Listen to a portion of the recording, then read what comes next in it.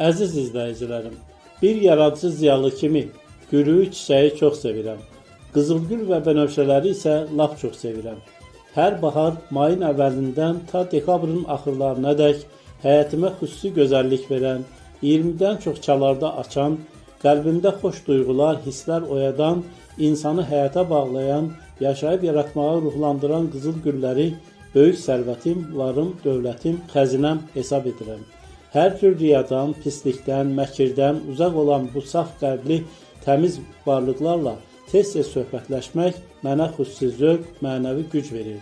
Baharın gəlişini ilk müjdələyən, həyatimin bəzəyi olan, hamını sehirli baxışları ilə ovsunlayan bu ağ bənövşələri də çox sevirəm. Bu kövrək, həyalı, nazlı qəmzəli, sevgi dolu incə varlıqları bir neçə il öncə həyətimə qonaq gətirmişəm.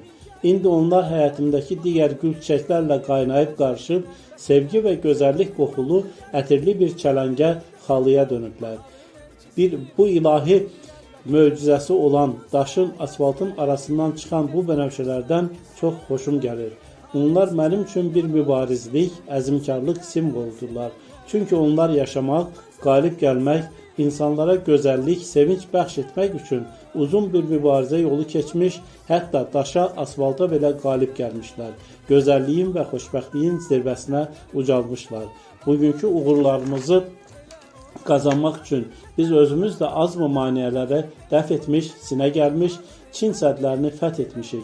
Ona görə də baharın müjdəçisi olan bu kövrək, ürkək, həyalı, ismətli, həm də mübariz və əzmkar bənövşələri çox sevirəm.